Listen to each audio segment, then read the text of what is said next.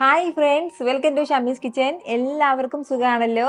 ഇന്നത്തെ നമ്മുടെ സ്പെഷ്യൽ എന്ന് പറയുന്നത് ഒരു പഴയകാല വിഭവമായിട്ടുള്ള മാവുരുണ്ടയാണ്. ഒരു തവണയെങ്കിലും നിങ്ങൾ ഇതുപോലെ ഒരു മാവുരുണ്ട തയ്യാറാക്കി നോക്കണം കേട്ടോ. അപ്പോൾ ഈ വീഡിയോ ഇഷ്ടമായാൽ ഇതൊന്ന് ലൈക്ക് ചെയ്യാനും കൂടെ തന്നെ സബ്സ്ക്രൈബ് ചെയ്യാനും ആ തൊട്ടടുത്ത് കാണുന്ന ബെല്ലൈക്കൻ്റെ ഓള് മറക്കാതെ കൂടെ ഒന്ന് പ്രസ് ചെയ്തേക്കണേ. എന്നാൽ ശരി, എന്തെങ്ങനെയാ തയ്യാറാക്കുന്നത് വേഗം ഒന്ന് കണ്ടു നോക്കാം. അപ്പോൾ ഇതിന് വേണ്ടിയിട്ട് ആദ്യം നമുക്ക് കുറച്ച് ചേരുവകളൊന്ന് വറുത്തെടുക്കണം. അപ്പോൾ ഞാനിപ്പോൾ ഒരു കടായി ഒന്ന് അടുപ്പത്തേക്ക് വെച്ചിട്ടുണ്ട്. അതൊന്ന് ചൂടായി വരുന്ന സമയം ഇതിലേക്ക് നമുക്ക് ആദ്യം ചേർക്കേണ്ടത് നമ്മൾ സാധാരണ വീട്ടിലെ ഏത് അരിയാണോ ചോറ് വയ്ക്കാൻ ഉപയോഗിക്കുന്നത് ആ ഒരു അരി എടുക്കാവുന്നതാണ്. ഞാനിപ്പോൾ ഒരു കപ്പ് അളവിൽ അരി എടുത്തിട്ടുണ്ട്. അപ്പോൾ ഇതിപ്പോൾ എടുത്തിട്ടുള്ളത് പൊന്നരിയാണ് കേട്ടോ. ആ ഒരു കപ്പ് അളവിൽ അരി നമുക്ക് ഇതിലേക്ക് ചേർത്ത് നന്നായിട്ടൊന്ന് വറുത്തെടുക്കേണ്ടതായിട്ടുണ്ട്. ഫ്ലെയിം ഒന്ന് മീഡിയത്തിൽ വെച്ചിട്ട് നല്ല രീതിക്ക് ഒന്ന് വറുത്തെടുക്കാവുന്നതാണ്. ഒരുപാട് ഹൈ ഫ്ലെയിമിൽ വെക്കേണ്ട കേട്ടോ, മീഡിയം ഫ്ലെയിമിൽ വെച്ചിട്ട് തന്നെ വറുത്തെടുക്കാവുന്നതാണ്. കൈയെടുക്കാതെ തന്നെ ഒന്ന് ഇളക്കി കൊടുക്കാൻ വേണ്ടി പ്രത്യേകം ശ്രദ്ധിച്ചിരിക്കണം. അതല്ലാന്നുണ്ടെങ്കിൽ അടിയിലുള്ള ആ ഒരു അരിയെല്ലാം വന്നിട്ട് പെട്ടെന്ന് കളർ മാറിപ്പോവും, പുറത്തുള്ളത് അതങ്ങനെ വേഗാതെ ഉണ്ടാവും. അതിൻ്റെ പേരിൽ എപ്പോഴും ഇളക്കി കൊടുത്തുകൊണ്ട് തന്നെ ഇരിക്കണം. വളരെ കുറച്ച് മാത്രമേ ഉള്ളൂ, പെട്ടെന്ന് തന്നെ അതിൻ്റെ കളർ മാറി കിട്ടിക്കോളും. ഒരല്പസമയം കൊണ്ട് തന്നെ നമ്മുടെ അരിയെല്ലാം നല്ല രീതിക്ക് ഒന്ന് മൊരിഞ്ഞ് കിട്ടിയിട്ടുണ്ട്. ഈ ഒരു രീതിക്ക് മാത്രം ഉണ്ടായാൽ മതിയാവും. ഇതിൻ്റെ കളറൊന്നും ബ്രൗൺ കളർ ആകണം എന്നുള്ള ആവശ്യമില്ല. അതിന് മുന്നേ തന്നെ നമുക്കിത് എടുക്കാവുന്നതാണ്. നല്ല രീതിക്ക് ഒന്ന് മൊരിഞ്ഞിട്ടുണ്ടാവണം കേട്ടോ. അപ്പോൾ ഇനി ഇതൊരു പ്ലേറ്റിലേക്ക് ഒന്ന് മാറ്റാവുന്നതാണ്. ഇതേ കടായിലേക്ക് തന്നെ പിന്നെ ഇനി നമുക്ക് ചേർക്കേണ്ടതാണ് ഒരു അര കപ്പ് അളവിൽ ചെറുപയർ പരിപ്പും കൂടി. അപ്പോൾ ഈ ചെറുപയർ പരിപ്പ് നന്നായിട്ട് ഒന്ന് കഴുകിയിട്ട് അതിലെ വെള്ളം കംപ്ലീറ്റ് ഒന്ന് വാർന്നതിന് ശേഷം മാത്രം നമുക്ക് ചേർക്കാവുന്നതാണ്.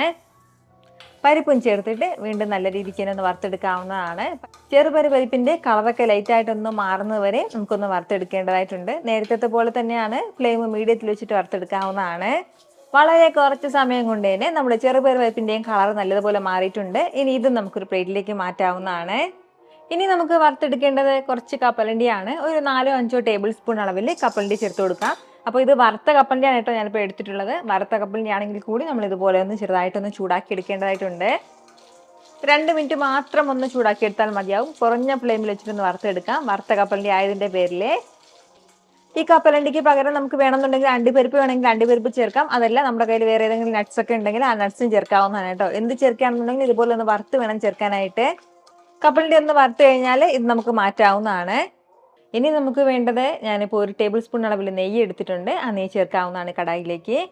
കൂടെ തന്നെ ചെറുതായിട്ട് അരിഞ്ഞെടുത്ത തേങ്ങാ കഷ്ണങ്ങളും കൂടി ചേർക്കാം.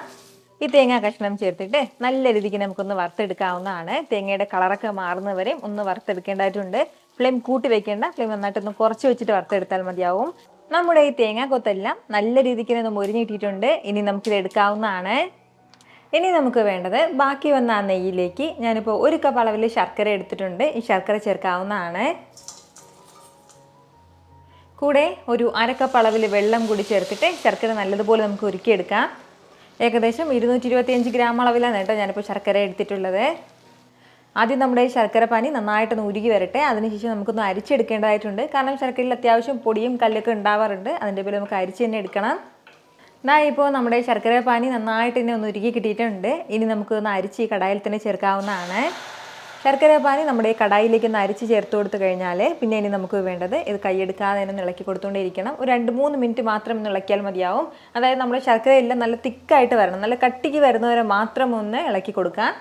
ഏകദേശം ഒരു 2-3 മിനിറ്റ് ആയിട്ടുണ്ട് ഞാനിതിങ്ങനെ ഒന്ന് ഇളക്കി കൊടുക്കാൻ തുടങ്ങിയിട്ട്. അത്രയും സമയം കൊണ്ട് തന്നെ നമ്മുടെ ശർക്കര എല്ലാം കുറച്ച് കട്ടിയായിട്ട് വന്നിട്ടുണ്ട്, ഈ ഒരു തിക്നെസ്സിൽ. അപ്പോൾ ഇനി നമുക്ക് ഫ്ലെയിം ഒന്ന് ഓഫ് ചെയ്ത് കൊടുക്കാം. ഇനി നമുക്ക് വേണ്ട എന്താണെന്ന് വെച്ചാൽ, ഇതിപ്പോൾ നല്ല തിളച്ചുകൊണ്ടിരിക്കുന്ന ആ ഒരു ചൂടല്ലേ, ഈ ചൂട് ചെറുതായിട്ടൊന്ന് മാറി തുടങ്ങുകയാണെന്നുണ്ടെങ്കിൽ ഫ്ലെയിം ഓൺ ചെയ്ത് നമ്മൾ വീണ്ടും ഇത് ചൂടാക്കേണ്ടതായിട്ടുണ്ട്. കാരണം നമ്മുടെ ഈ ശർക്കര പാനി ചൂടോടുകൂടി ചേർത്ത് കൊടുത്തിട്ടാണ് ഓരോ ഉരുളകളും തയ്യാറാക്കി എടുക്കുന്നത് കേട്ടോ. ഇനി നമുക്ക് വേണ്ടത് നമ്മൾ വറുത്തെടുത്ത് മാറ്റി വെച്ചിരിക്കുന്ന നമ്മുടെ അരിയും ചെറുപയർ പരിപ്പും ഒരു മിക്സിയുടെ ജാറിലേക്ക് മാറ്റിയിട്ട് നന്നായിട്ട് ഇതൊന്ന് പൊടിച്ചെടുക്കണം. നമുക്ക് നല്ല പൗഡർ പോലെ പൊടിച്ചെടുക്കണം എന്നുള്ള ആവശ്യമില്ല. ചെറിയൊരു തരിതരിപ്പ് ഉണ്ടാവും. അതായത് നമ്മുടെ ഈ അരിപ്പൊടിയൊക്കെ ആ ഒരു ചെറിയ തരിതരിപ്പ് ഉണ്ടാവില്ലേ, ആ ഒരു രീതിക്ക് വേണം കേട്ടോ ഒന്ന് പൊടിച്ചെടുക്കാനായിട്ട്. ഇനി നമുക്കിതൊരു ബോളിലേക്ക് മാറ്റാവുന്നതാണ്. കൂടെ പിന്നെ ഇതിലേക്ക് ചേർക്കേണ്ടത് നമ്മൾ വറുത്ത് മാറ്റി വെച്ചിരിക്കുന്ന കപ്പലണ്ടിയാണ്.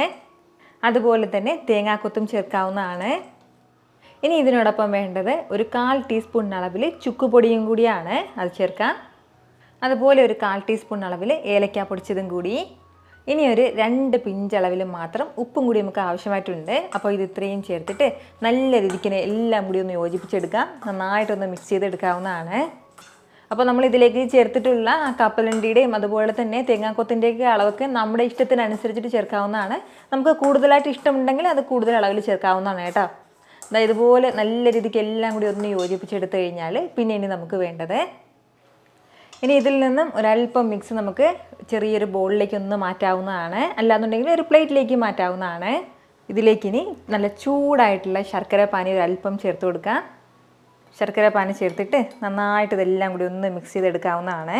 ഇപ്പോൾ അത്യാവശ്യം നല്ല ചൂടുണ്ട് ശർക്കര പാനിക്ക്. ഞാനിപ്പോൾ ഫ്ലെയിം ഒന്ന് കുറച്ച് വെച്ച് സ്റ്റൗ ടോപ്പിൽ വെച്ചിരിക്കുകയാണ് ശർക്കര പാനി.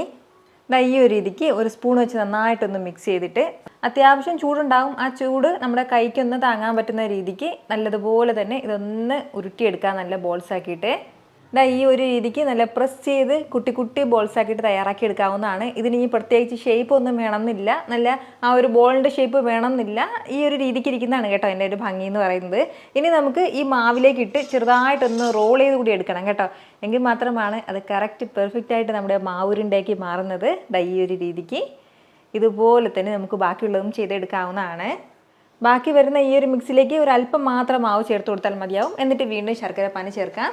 നമ്മൾ ഈ കംപ്ലീറ്റ് ശർക്കര പാനി മാവിലേക്ക് ചേർത്ത് കൊടുത്തു കഴിഞ്ഞാൽ എന്ത് പറ്റുമെന്ന് വെച്ചാൽ 2-3 ഉരുളകൾ മാത്രമേ നമുക്ക് ഇതുപോലെ ഉരുട്ടിയെടുക്കാൻ പറ്റുള്ളൂ.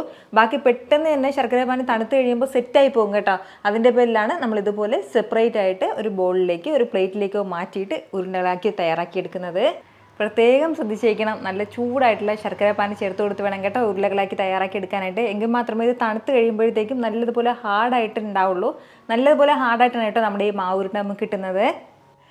ഈ ഒരു രീതിക്ക് എല്ലാ ഉരുളകളും ഞാനിപ്പോൾ ഉരുട്ടിയെടുത്തിട്ടുണ്ട്. നമ്മൾ എടുത്തിട്ടുണ്ടായിരുന്ന അത്രയും മിക്സിൽ നിന്നും ഇത്രയും ഉരുളകളാണ് കേട്ടോ കിട്ടിയിട്ടുള്ളത്.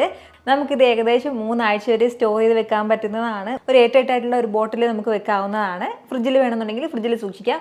ഫ്രിഡ്ജിൽ സൂക്ഷിക്കുകയാണെന്നുണ്ടെങ്കിൽ കുറച്ചും കൂടി കൂടുതൽ നാളെ നമുക്ക് കേടാകാതെ സൂക്ഷിക്കാവുന്നതാണ് കേട്ടോ. അപ്പോൾ ട്രൈ ചെയ്ത് നോക്കുന്നവർക്ക് മറക്കാതെ നിങ്ങളുടെ ഫീഡ്ബാക്ക് കൂടി ഒന്ന് അറിയിച്ചേക്കണം. കാരണം നിങ്ങളുടെ ഫീഡ്ബാക്ക് കാണുമ്പോഴായിരിക്കും അത് മറ്റുള്ളവർക്കും തയ്യാറാക്കി നോക്കണം എന്നുള്ളൊരു പ്രചോദനം ഉണ്ടാകുന്നത്. ഇത്ര എളുപ്പത്തിലും രുചികരമായിട്ടാണല്ലേ നമ്മൾ തയ്യാറാക്കി എടുത്തിട്ടുള്ളത്. അപ്പോൾ ഇത് ഇഷ്ടമായാൽ ഇതൊന്ന് ലൈക്ക് ചെയ്യാനും കൂടെ തന്നെ നിങ്ങളുടെ ഫ്രണ്ട്സിനും ഫാമിലിക്കും എല്ലാവർക്കും ഇതൊന്ന് ഷെയർ കൂടി ചെയ്ത് കൊടുത്തേക്കണം. ഇതുപോലുള്ള റെസിപ്പിക്ക് വേണ്ടിയിട്ട് നമ്മുടെ ഷാമീസ് കിച്ചൻ ചാനൽ ഫോളോ ചെയ്യാനും സബ്സ്ക്രൈബ് ചെയ്യാനൊന്നും ആരും മറക്കരുത്. വീണ്ടും നല്ലൊരു ഷാറ് വീഡിയോ ആയിട്ട് നാളെ കാണാം. അതുവരേക്ക് എല്ലാവരും ഹാപ്പി ആയിട്ടിരിക്കുക, സന്തോഷമായിട്ടിരിക്കുക, എല്ലാവരും സേഫ് ആയിട്ടിരിക്കണം. Take care friends. ടാറ്റാ.